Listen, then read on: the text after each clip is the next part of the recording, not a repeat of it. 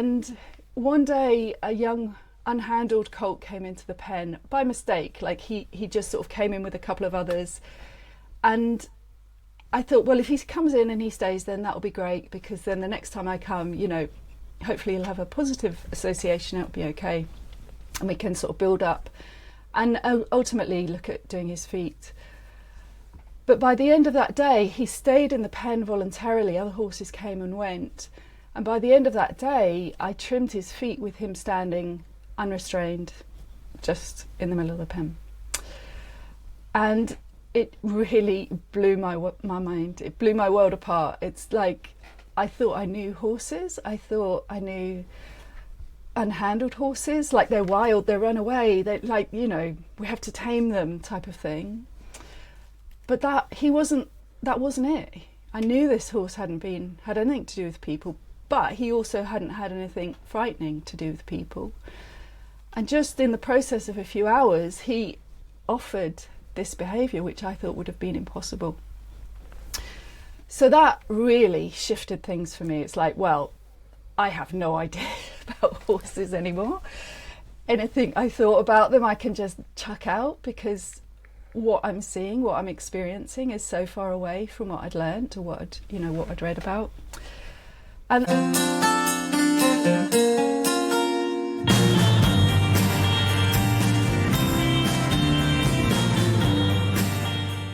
So this week I am super excited to have our guest, who is Bonny Mealand. Bonny, I was lucky enough to meet in 2023 at a conference, and I got to spend some time with her, which was wonderful. I think we found we had a few sort of interests that were similar. So Bonny is her niche is trimming the hooves of wild and free-ranging horses, and we're going to ask her a bit about that in a moment. But she's also sort of crosses the bridge between practitioner and scientist, and I know she's got some postgraduate work that she's doing at the moment. So really excited to talk to her. She has developed a model. It's called the HELP model, so we're definitely going to explore that and ask her about it. So welcome to Changing Rein, Bonny. thank you so much. Thank you for having me. Oh, it's our pleasure. So one of the things I'd love for you to share first is tell us a little bit about your work and how you came to work with wild horses. Okay, so my work these days is a cross between working in zoos, wildlife parks, conservation reserves with wild or unhandled horses, or minimally handled horses, with usually the end goal of trimming feet, but not always. Sometimes it's more about veterinary interventions or just creating the possibility of being able to work with them in a safe and low stress way if needed. And then the other part of my work at the moment is hoof trimming. I'm an equine podiatrist, so I'm working with domestic horses. I'm covering a colleague's work while she's having a baby, so that's a nice reason to take a break. So my background is in domestic horse hoof trimming. I qualified as an equine podiatrist in 2005, 20 years ago, which is always a bit of a shock. And although it was sort of just straightforward trimming, barefoot at that time was definitely more of a, how can I say it? It was a bit off field, it was a place that there was some very mixed opinions about how it was done. There was some very mixed practices about how it was done. There was quite a lot of controversy as well. But for me, getting into it, it was really about the practicalities. I lived on a remote island. I had a horse with laminitis. In fact, I had 4 horses. So I needed to learn how to maintain the feet myself. And then this led me into an actual career trimming feet, because I discovered it's the best job in the world. Nice. Yeah. So really, my background originally is not horsey. I grew up on a boat, so I didn't have horses in my life, but the first thing I ever drew apparently was a horse. So it's always been there, like it is for so many of us. And that obsession, I can say obsession, I think, has always just been underlying. And I particularly liked always the horses that other people maybe didn't want to handle or be near. And when I started trimming feet, that was something that I spent a lot of time upskilling myself so that I could work with these horses, the ones that had labels like dangerous, problem, difficult. And I'd done quite well with that. So it seems like I have endless patience when if you speak to my family, they would not agree with that, but with horses, it's a whole different thing. So that was something I really enjoyed, is sort of the behaviour. So feet and behaviour, I'd say, were the two main things that really sparked my interest as I was working and learning a lot. You know, when I first started out, I'd qualified as an equine podiatrist. I knew I'd spent a couple of years studying feet. I thought, right, that's it, I'm ready. Only to discover, obviously, there's a whole horse attached to those feet. So as a foundation, it was a great start, literally as a foundation. But I'm a member of the Equine Podiatry Association, and our tagline is a whole horse approach to hoof care, which I think really reflects what we see, that mainly the hoof problems we're dealing with are more systemic. They're more to do with something else going on in the horse's body, and then the problem is showing up in the feet. So we have to try and turn detective and find out what's going on for the horse. Oh, that sounds so interesting. And I do remember, I think, a farrier telling me that once, that, you know, the feet is where things show up, but it might not always be the feet. Yeah. Mm-hmm. So I know Absolutely. one of the key things about your approach is taking a really horse-led approach. So could you describe that? So I'd been working in the domestic horse world trimming feet, and I was asked to work with a group of around 50 semi-feral free-living ponies on a remote island. And I went there quite confident in my abilities with what I could do, because I'd been pretty successful in the domestic horse world and been able to work with horses other people weren't able to get near or to handle their feet or legs. But what I discovered when I got to this place was that all my tried and tested techniques didn't work. Not only did they not work, they actually made things worse. So it was, you know, one of those amazing reality checks of and an invitation, I guess, for an unlearning process.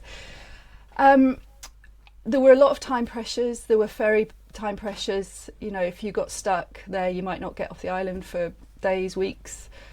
The facilities were dangerous. There was barbed wire. There was sort of bits of fencing falling down. And the ponies had this range of behaviour from completely unhandled to very, very violently handled, I'd say. Like, their fear of people was extreme, as in the first time I met a couple of them, their whole bodies were trembling. They were literally dripping with sweat. So it was like, yeah, two extremes, and then everything else in the middle of that as well. What I realised, obviously, was that what I'd been doing before relied on techniques, it relied on facilities, it relied on an arena or a round pen or a stable, or the ability to put head collar on a horse and get close to them. But these horses, like I said, it didn't work, and it just really invited me into this space of questioning what I was doing. And I didn't really have many ideas, but what I came up with was that I was going to observe them. I was going to watch how they lived with each other, and then look at how they interacted, look at the sort of more positive sides of their life, how they chose to interact with each other, and then if the opportunity arose, then sort of insert myself into that in some way, in some sort of non-threatening way. So that's what I did. I started spending a lot of time just amongst them or around them. I started interacting, and in an amazingly short space of time I was able to handle them, trim feet, and do all sorts of things that, you know, a short time before I thought wouldn't have been possible. So I had this one experience. There were many experiences that sort of built to this, but this one particular experience that really shifted everything for me. So there was obviously a process going on. I was just experimenting. I was trying to not do the things that I'd done before, because that made things worse, but I was just experimenting with interacting with them in different ways. And one day a young unhandled colt came into the pen by mistake. Like he just sort of came in with a couple of others, and I thought, well, if he comes in and he stays, then that'll be great, because then the next time I come, hopefully he'll have a positive association, it'll be okay, and we can sort of build up and ultimately look at doing his feet. But by the end of that day, he stayed in the pen voluntarily. Other horses came and went, and by the end of that day, I trimmed his feet with him standing unrestrained just in the middle of the pen. And it really blew my mind. It blew my world apart. It's like, I thought I knew horses. I thought I knew unhandled horses. Like, they're wild, they run away. They we have to tame them type of thing. But that wasn't it. I knew this horse had anything to do with people, but he also hadn't had anything frightening to do with people. And just in the process of a few hours, he offered this behaviour, which I thought would have been impossible. So that really shifted things for me. It's like, well, I have no idea about horses anymore. Anything I thought about them, I can just chuck out, because what I'm seeing, what I'm experiencing is so far away from what I'd learned or what I'd read about. And then it started me on the path of researching, looking. There's so much, we don't have a problem of not having information these days. We have too much. And this was, 15 years ago. So it was even before the internet was at this crazy space. But there was a lot of information, a lot of very definitive, this is horse behaviour, this is who horses are. But none of it lined up with what I was experiencing. It lined up with the domestic horses I'd worked with, but not these unhandled ones. And then I read a book which completely answered so many questions. It put me again on this path of ethology. And the book's called Touching the Wild by Joe Hutto. And my business is called Touching Wild in honour of his work, because it had such an effect on me. So in this book, it's about the 7 years he spent living with mule deer. So he's a trained ethologist, and he studies these animals by living with them, by experiencing their lives. So every day he'd pack a lunch, he'd go out in the hills and he'd be with them. So he'd see social connections, he'd see interactions, he'd experience the landscape they were living in. And he did that for years. He saw generations of these animals as well. And the insights from that are just so huge, because most of the behaviour work or research that I'd read about was short periods of time, domestic horses. And even if it was over longer periods of time, it was based on quite flawed beliefs about horses, like dominance hierarchies and other things that have come up, which I'm sure you'll have touched on with other guests. So I thought, well, this is amazing, and there has to be somebody who studies horses in this way. And then I discovered or rediscovered the work of Lucy Rees. And she's spent her entire adult life studying wild horses all over the world. And when I got her book, Horses and Company, suddenly I was finding descriptions of what I was experiencing.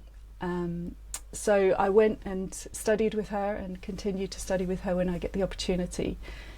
And then saw the value of ethology, this idea of studying animals in the habitat they've evolved to live in. And suddenly all these answers started flooding in. Suddenly I started seeing all these things that showed me who horses are, showed me what was important to them, and consistently as well. So that led me to this sort of idea of calling the concept of how I work a horse-led approach. It started with the ponies on the island when I didn't know what to do, but I followed their lead, and has continued since then. I really feel like the process of what I do is led by them. It's me developing like the intellectual knowledge about their species and getting to know them as individuals, but also allowing things to unfold as they would like. So it's very much about building a relationship, because you can't go out with a head collar and catch a wild horse or a free living horse. It's a whole different thing. There has to be a reason that they want to be near you, and that reason has to be relational. Just before you came on, Bonny, Karen and I were talking, and just kind of a blue sky thing. What if we are so conditioned to how we approach horses and handle horses, because there's this thing called horsemanship? What if, and I presume this is what happens with your wild horses, your free living horses, they don't know what a head collar is. They don't know what so you could in theory go up and stroke them on the rump, and to them that is the same as approaching their left shoulder or trying. So they're blank canvas. Yeah. Is that how you see it? They're a blank canvas in as much as they don't respond to the conditioned, like, muscle memory that I have of approaching on the left-hand side, doing certain things. And that was a big part of my unlearning, was moving, behaving very differently around these horses, because it doesn't make sense to them and they're not really that interested in it, and quite often it sends them away from you rather than brings them to you. But again, the observation of how they interact, you know, seeing how they approach each other, the slowness of two individuals meeting. You know, we just march up to a horse, put something on it, touch them, and we're very, as you say, we're very conditioned to do that. Horses don't do that to each other. You know, we do it with domestic horses, so they're conditioned to it, they get used to it. But free living horses who live life on their own terms, I mean, I don't want to anthropomorphise, but it's almost like it's rude, you know. They just distance yourself from them. So it's a process of learning from them how they interact, and you know, not claiming to be able to mimic horses or be a horse or any of that type of stuff, but making an attempt to do it in a human way, in a way that aligns more with how they choose to behave. And they're social creatures, as we are. You know, they look for connection as we do. And if we do things that don't frighten them, if we behave in a way that's predictable, not frightening, they're curious. You know, they'll come. And a lot of my work is also studying free living and wild horses all over the world. I spent 3 years in Zimbabwe studying plain zebras, going to Mongolia in September for the second time to go to the Gobi Desert to study the tahi, the wild horses, Mongolian wild horses, and then these feral populations or free living populations. And one consistent thing is how, when you spend time observing, you're sitting still, you're in there, or not too in their space, but you're around looking in, and they'll come over. That's a choice they'll make. And for me, I find that very heartening. You know, I think that I certainly had a lot of guilt about some of the things I'd done, some of the ways I'd behaved with horses. And I always had this sort of thing, well, we should just leave them alone because, you know, we do a lot of things that aren't great. Of course, we do some things that are great too, but if we can start to get closer to interacting with them in a way that makes sense to them, rather than what we want or think or have this conditioned behaviour to do, there is consistency. So I'd say a key thing has been the study of free living horses for me, because there are enough consistencies in all these populations to show, for example, how they would choose to approach each other, and then what that interaction would look like. You know, they're not as into touch as we are at all.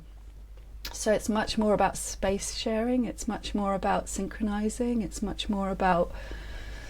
It's just so quiet and peaceful and harmonious, really. And I think when we talk about connection with horses, we're looking for some sort of magical sort of like experience, which it can be, but it also very often involves us touching them, smelling them, feeling them, and that can be really intrusive for horses. You know, that's just not really something they do with each other. Yeah, I'm just thinking, we are probably conditioned. One of the first things you learn about horses is that they are a prey species. So that is almost at the forefront of our thinking, and so it'll be flight. That's what they're going to do. So we need to restrict that flight, enclose them, put some sort of restraint on them. Whereas if we flipped it and thought they're social animals and they like to interact, maybe we'd actually get on a lot better. We wouldn't have those dangerous, unhandled, difficult horses. It's a flipping of our way of looking at horses. You've just given me goosebumps, Mita. You've nailed it. You've nailed it. That's what I spend my whole time talking about, calling them, saying they're social creatures with a flight response. Yeah, wow, yeah, that's it. That's all we need to do, is recognise who they truly are, work with them in a way that aligns with that, and everything else just sort of falls into place. The training and the other stuff, it's just not there. Yeah, there you go. So I'm super curious if touch isn't their thing, and when I sort of reflect of the horses that I have down in the paddock, it's like, oh yeah, of course they do. They spend time together, but they're not touching each other most of the time. So what is if you go back to your unhandled colt that came into the pen and then allowed you to trim his feet, can you explain to us that relationship? You mentioned that it's all based on the relationship. Like, how does that? What's in it for him? And or is that even the right question? Do you know what I'm trying to get at? Yeah, I think I do. I mean, how it came about with him is different to how I'd work in a more intentional way. And that's one of the reasons for developing the help model. With him, it was more. He came in, he didn't leave for various reasons. Mainly there was nice grass in the pen. Maybe, I don't know why, but he decided to stay as other horses came and went. So there has to have been a process of observational learning, social learning. He was seeing what was happening with the other horses, which was calm and low stress. And I guess that's a part of the process with him. One of the things that I really try to do and almost like have set in stone is with unhandled horses is that we don't try to handle them. We always let them investigate us. So when I'm working, for example, in a wildlife park where they've got young horses, they've got a breeding herd and young horses, we find that there's this process. First of all, the newborn foal is, kept away, and as they grow, they get more curious, they start to explore, but it's not till usually around 6 months that they get bold enough to investigate. And if at that point they choose to come close to humans, then that's really on their terms. So we generally have to shove our hands in our pockets because the urge to reach out is so strong. And it's all about allowing them to investigate us. And that starts with looking, then a bit of smelling, perhaps a little bit of nibbling. And sometimes with the young horses, they have sensors on the soles of the feet all around the frog, so they will sometimes want to touch you with their feet, so it's up to you whether you're comfortable with that or not. And that seems to build a confidence that when you then, if you do reach out at a later date, it's a different experience to then the sort of desensitization that we go through with a lot of horses. And I think that looking back, that's probably what was going on with this colt Cirrus in this pen. Was he was able to come over and smell us and investigate tools and see what was going on. He was sort of part of that experience. And then when I did want to go and interact with him, at that time I was using food. I find food quite problematic, so I tend to not. I do use it sometimes, but I try not to. But at that time I did. But he didn't even know what it was. Like, he'd never had hard food, so he wasn't really that interested. But what he was interested was sniffing us. And my husband was working with me, and it was our faces he wanted to smell. So the touch was coming from him. And young horses do behave in a different way. They can be a bit more, or definitely a bit more interactive. So yeah, it's the recognition of how they choose to be together, which is sharing space, as in close enough to kick and bite, but not kick and bite. But then we want to think of ways of bringing value into their lives, and touch is a big part of that. If we're looking at a veterinary intervention, if we're looking at hoof trimming, that's going to involve touch. But we want to do it in a way that's, again, horse-led. It comes from them asking us to touch them. So the key here is scratching. When horses discover how good we are at scratches, they are very motivated to come over and ask, or perhaps even demand, that we scratch somewhere that they can't reach.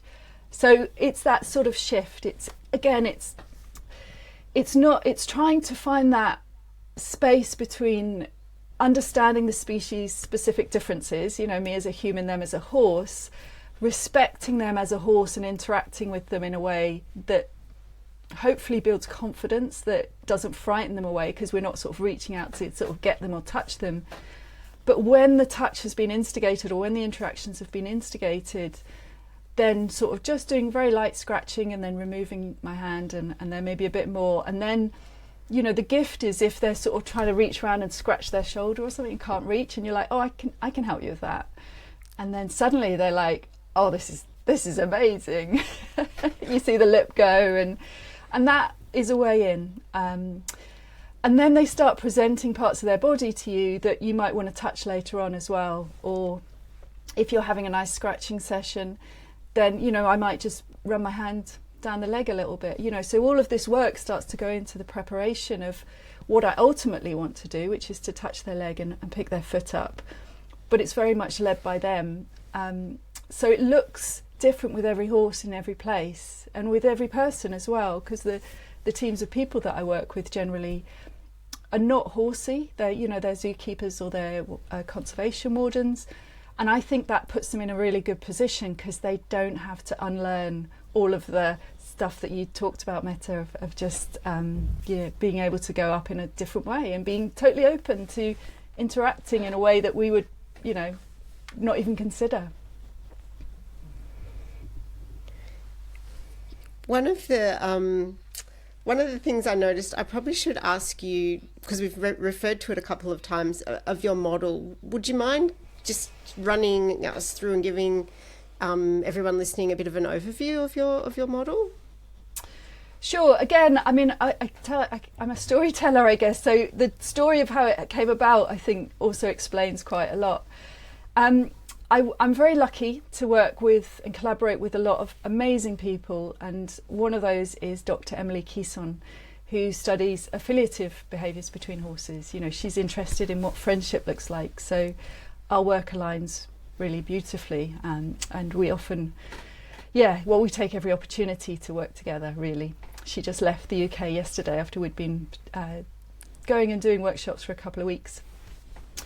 So before I'd met Emily, I hadn't really been in the academic world at all. Quite intimidated by, I'm dyslexic. I didn't know that at school, but my school experience was miserable. I left at 15. I mean, it was not in my radar at all. I'm a very practical, focused person, and although I'm fascinated in information, I don't feel like I had the brain to do that. But then you get into researching, and then it's the slippery slope. Before you know it, you're at the University of Edinburgh studying equine science. That's what happens when you hang out with scientists, I've discovered. The other thing that happens is that they say things to you like Emily said, oh, would you mind writing up some case studies as a just to put stuff together? And it was something I'd wanted to do for a while but never got round to. So I thought, I'll write up a case study, that'll be quite good, which turned into a whole paper. And I did 3 case studies. I did a domestic horse who had very frightening handling. You couldn't get anywhere near him. And all I wanted to do was to be able to touch him, get close enough to be able to touch. Przewalski Ataki in a wildlife park who needed microchipping.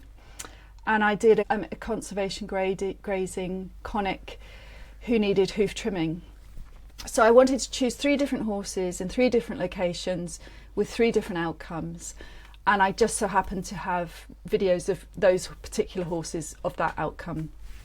So I started writing it up, and it was valuable. It was really helpful. And then I knew there was consistencies. I knew there was it wasn't a step-by-step process, but there's certain things. For example, safety is very high up there. That's number 1 for me. And I wanted to sort of bring together these threads of commonality, these things that were consistent enough. And writing up the case studies did that. So I wrote it up, and I had this sort of structure, and I started to see, you know, the process that I went through. So it's a very flexible process, but it is a process. You know, the first thing is safety.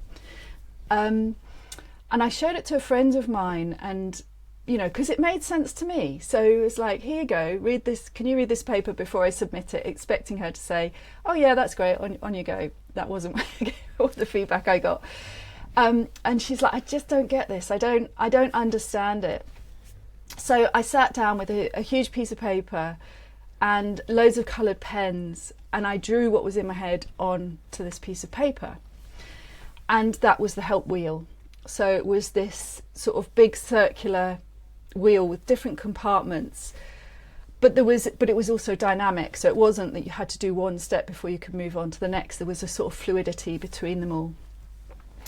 And I sent that to my friend, who then was like, oh yeah, now I get it, now it makes sense.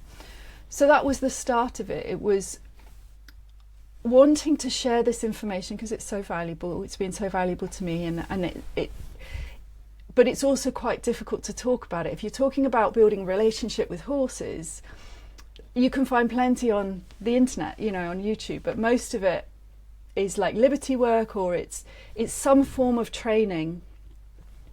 And I think this is one of the things in the domestic horse world. We've got very muddled in our interactions with our horses. So there's these sort of muddy waters of thinking that our sort of trusting relationship, or our partnership, which is our sort of dream for most of us who are with horses, is actually training them. Because partnership isn't about one individual deciding what the other one individual is going to do and then shaping that and getting outcomes. It's about back and forth. It's about interactions.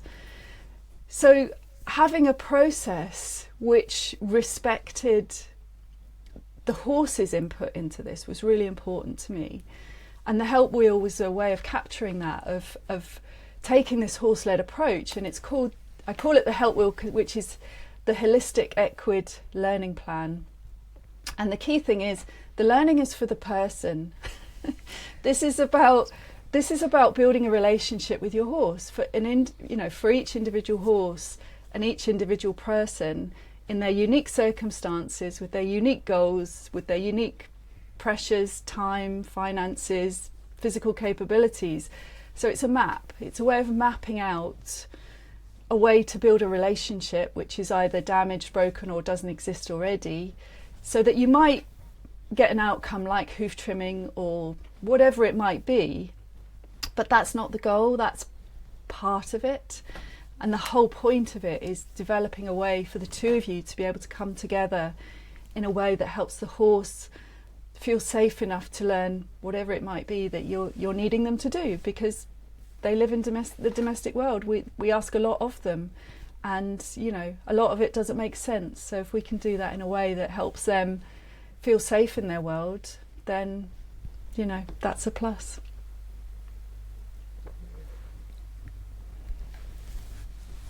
So, one of the things that you mentioned in the model, Bonnie, is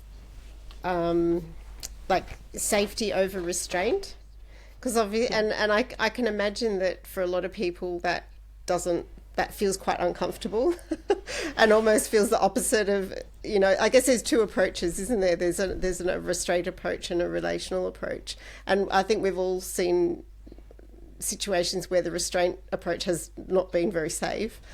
So can you tell us a bit more, because I know you talk about physical safety and emotional safety. Can you sort of maybe expand on that a little bit? Sure. Yeah. Well, safety, I realise that I have the type of personality that goes into situations and thinks the worst. It's like, what could go wrong? You know, where could this lead? What's all the danger areas? And as another part of my life, I've been in the fire brigade for 20 years as well. So we do a lot of training about dynamic risk assessment. So it's like I have this innate sort of predisposition to think the worst, and I've also been trained in it. So for me, safety is always first. It's like, first of all, physical safety. What's the space that we've got to work in? How can we get out of this quickly if we need to? You know, is it safe for the horse? You know, the facilities that I mentioned with the ponies on the island was dangerous. If, you know, something went wrong, they were going to get badly hurt.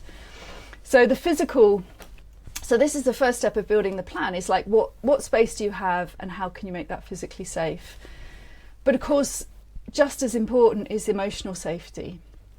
And if we're not if we're not feeling secure and confident and safe, there's no way learning can happen. You know, there's no way that anything that's going to be a safe and low stress interaction can happen, because that brings in this unpredictability.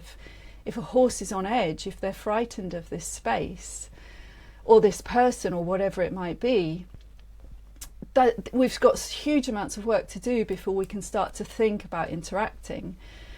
And I mean, I think it's probably worth mentioning here as well, this model is very much about a long-term relationship building. So in an emergency situation, you know, if you've got the vet coming in and you need to get something done, this is different. But part of this is preparing the horses for that as well. So it's like every eventuality that could happen. Say there's a horse in the wildlife park who gets injured, who is going to need veterinary intervention, stitches or medication or whatever. We do all of the preparation for that in the process of developing a relationship. So the vets will come and spend time with us when we're working with the horses or being with the horses. So the smell of the vet is not a negative. In fact, it's a positive, because apparently vets are really good at scratches too. So that's a great plus for the horses. And then quite often when the vets are interacting with the horses, they might just practice pushing a vein, raising a vein, or they might have a sharp thing and they might give them a poke to prepare for microchipping. So it's like we think about all the things that we might need to do so that when and if and when that situation arises, that's part of the horse's experience. If we go in there and it's emergency, that's a different thing, you know, that's a different model. But really with this, what I'm trying to emphasize with the people that I'm working with is that this is about the long term. You know, if you look at it from the perspective of the lifetime of a horse, so the horse is going to live hopefully 25, 35 years. If you go in there with that sort of get the job done, restraint, cornering them, putting them in a crush, whatever it might be, you get the job done, but that destroys the relationship. That horse is fearful of people, they're fearful of confined spaces, they're fearful of ropes, they're fearful of gates, squeaky gates, all that, you know, whatever components went into that experience that frightens the horse. That association is formed, and then for the rest of the horse's life, it's dangerous because that horse is unpredictable. That horse is on edge, ready to run. The flight response is right up there, and it's not enjoyable for anybody.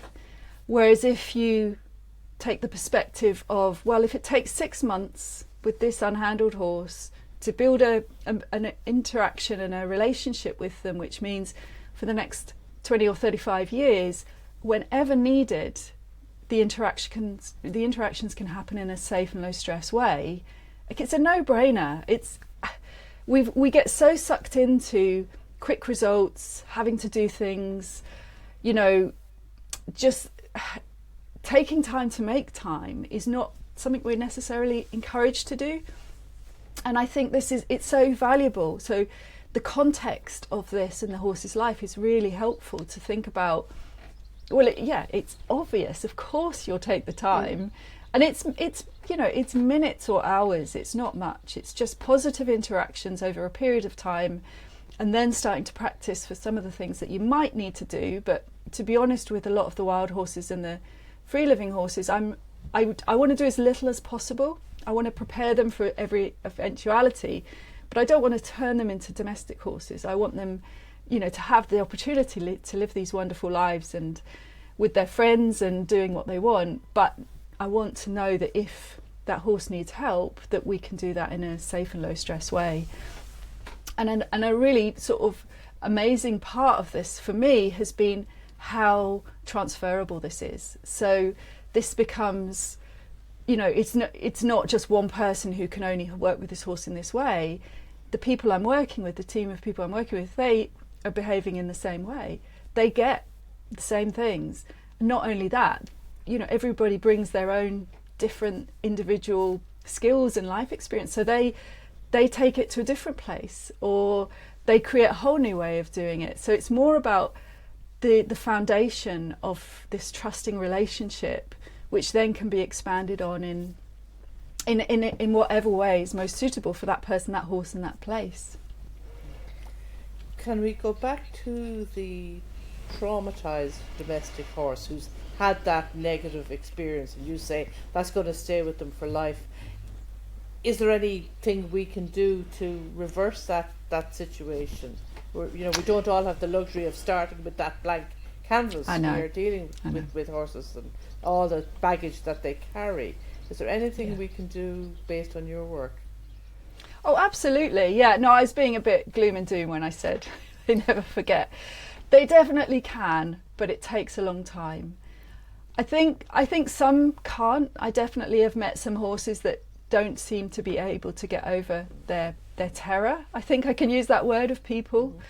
And that can be about how we can make their lives as meaningful, as comfortable as possible, with the recognition that maybe this will never be okay for this horse, and that perhaps, if that animal got particularly ill or injured, that maybe euthanasia is a far kinder thing than trying to, get them to tolerate treatment or anything else like that. But I'd say they exist, of course they do, but most of them you can work with in this way. So the horse Red, who I did in my case study, who's still living with me now, who I was out with this morning, it's taken me 1.5 years to get to the point where he'll approach me and ask me to scratch him, so I can now touch him.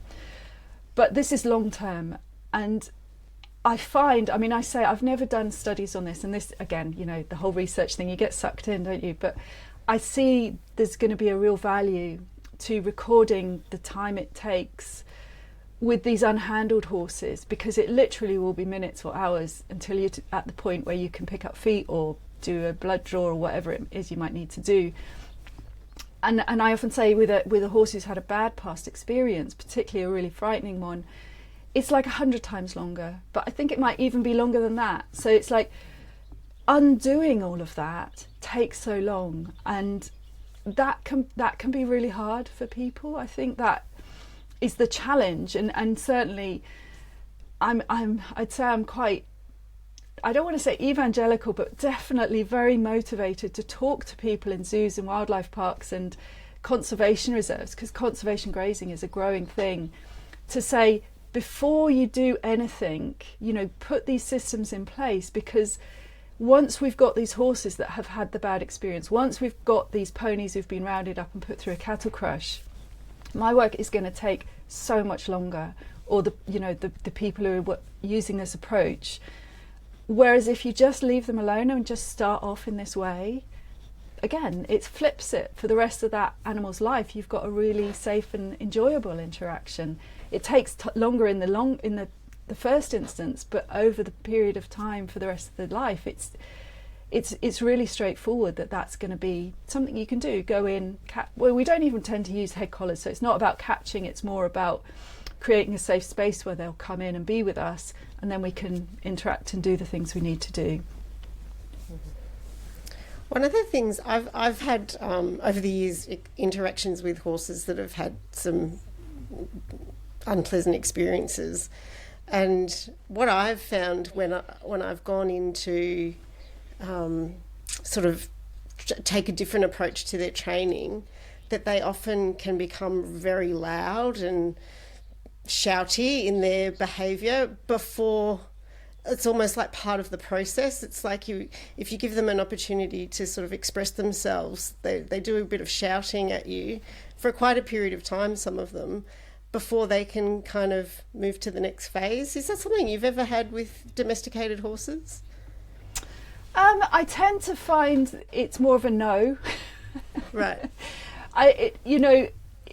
If you're encouraging horses, if you're building a relationship and a partnership, and part of the help wheel is building a mutual language, so that's listening and responding to what they're saying. So if they've never been allowed to say no, when you start to show them that that's a possibility, quite often you can get a very loud no for a very long period of time. So I think, yeah, that can be quite difficult, that they've had past bad experiences and we're doing everything we can to make it a positive experience. But then when they get to the point that they realise they can actually express their desires or their choices, even if we're being really nice, even if we've had positive stuff, they might choose to just not want to interact. Usually that's a period of time, usually it's not forever. But I think that is part of the process, and I guess that looks different with different horses, but allowing that is a really important thing. And I think that's why focusing on the relationship really helps, because again, we're very conditioned in the horse world to be training, to be training a specific thing, and that's part of it and a very important part of it, but it takes the focus away from what the horse is experiencing. And the reason I called the paper I wrote the horse's experience of the experience, what matters most, because that takes us back to looking at what's happening for them, or doing our best to interpret. And the science is moving on all the time. We're getting to be able to quite confidently look at horses and gauge what's going on for them, what their affective state might be, and listening to that. So rather than being so goal focused of, right, okay, I want to get the horse to do X, Y, Z, it's just, let's interact in a way, let's see what works for you or what doesn't. Are you comfortable with that? No, okay, we could try something else. So looking to them and prioritizing their social connections, that stability that brings, and their emotional state, takes us in a direction. And it's often not the clear, not clear, like the direct, straight connection, direction that we have with training. It's much more of a convoluted path, and we end up in a completely different place. And it's like the thing we wanted to train just happens, but then so does all these other things as well that we can't predict for. That once you've established that trusting relationship, it's like anything is possible. So I think it's good for us to get out of our heads when we're with our horses, and I think training can get us very much in our heads about outcomes and specific behaviours. But if we're looking more relationally, we're looking at how things are for them, and if them saying no and needing space is part of that, then that we honour that, we respect that. And that can be hard for us. I think that's the thing, but it's an important thing to recognise in the horse. But again, just to give comparison with unhandled horses, that doesn't happen really. They really enjoy being with us. So rethinking our interactions with horses right from the start leads us down this different path, which means that horses can have meaningful relationships with people. It's not just this one-way street of, I love my horse, he's my soulmate, or whatever we think. But actually horses that will come over and choose to stand next to us in a field, which it's the biggest honour ever. And not for food and not for scratches, but just to have that close proximity. That's again where, going back into ethology, when you see how they choose to live, what a meaningful relationship looks like between two individuals, and how subtle that is, and how different to what we think it is, we can tune our eye. We can start to learn what matters to them. I think that's probably the hardest thing for horse people to accept, is this idea of offering the choice, because they're afraid of rejection. I mean, it's a natural human thing. No one wants to be rejected.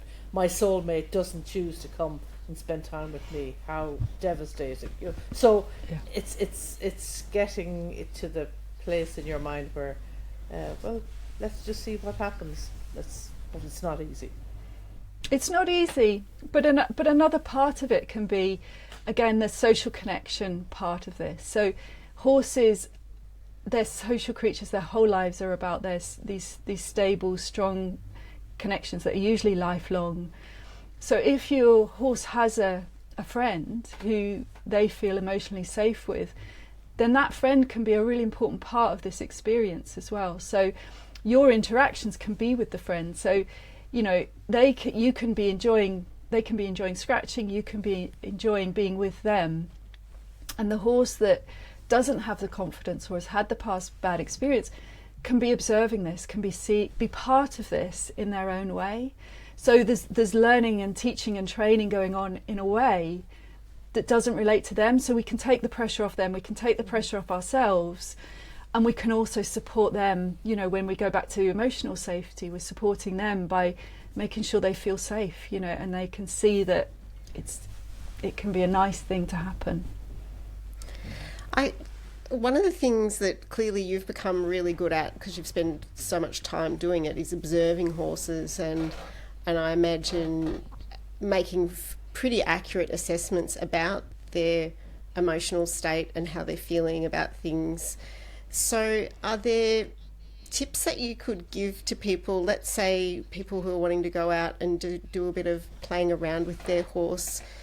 You know, more like, I think we all know what horse shouting looks like, but what are some of those subtle cues that people could start to tune into? That's quite a tricky question, actually. So there's two things you can do. That's observe horses who get to live life on their own terms, take an ethological perspective on this, and also observe your own horse. But there's a huge caveat to both of those, because we are not trained to be good observers. We are trained to, well, we're not trained, like, I don't know if we're conditioned, like, unless you've gone down the route of scientific observation and, you know, that sort of structured way of observing, we tend to go out and just project what we think. You know, we see an interaction between horses and we're like, oh yeah, that's they're friends, they're enemies, that's dominance, that's aggression, whatever, you know. We get really sucked into the stories in our heads. So I'd say the first step is actually learning to be a good observer. And I often talk about the sort of balance between structure and creativity. So like the art and science of observation, it's really good to have some structure, like learn how to create and fill in ethograms. Approach it as a more keeping yourself at a distance, you know, recording what you see, but also then engaging with what's happening in a more creative way, you know, sort of like experiencing what's around you. You know, we're all mammals. We have the same nervous system. We have the same body blueprint as these animals. We can use ourselves as in this sort of comparative way of what we're experiencing. You know, something might happen and we might have like a feeling of a prickly skin or something and not be quite sure. You know, we can start to have a more embodied experience of this as well. But yeah, it's a difficult one, because what we do tend to do is just make up stories about what we're seeing, whether that's to do with what we've been taught about horse behaviour, whether that's what we want to believe, whether that's sort of this anthropomorphic interpretation that we want to do, which used in a positive way can help us, can be positive, but usually it takes us further away from the horses. So that's the first thing, is learn how to be a good observer, and so that you can go into the space and see what's important to horses, rather than just putting things on them, making up stories, creating new beliefs or whatever it might be. And when you spend time watching free living horses, also you need to think about all of the things that are influencing their behaviours. So most populations in the UK, for example, are managed in some way. You know, the stallions are chosen. There'd be a out of balance sex ratio between mares and stallions. Foals are taken away, young horses are taken away. You know, all of these things are going to affect their behaviours. But if we start to follow them around, I remember I was driving through the New Forest and I can't help myself, so there's some ponies, stop, get out and just follow them around. And there were two little grey mares just moving through this woodland. And you could see what friendship looked like. They were choosing to be together. They saw other horses, but they didn't choose to interact with them. They were synchronizing their movements, sort of grazing together, moving together. There was proximity there. There was enough consistency to start to see what friendship looks like for horses.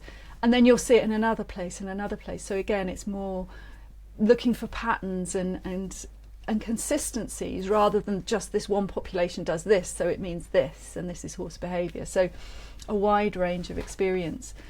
And then the same thing with our domestic horses. We can really get to know them when we observe them with their friends. But it depends what their situation is. You know, have they just moved to a livery yard?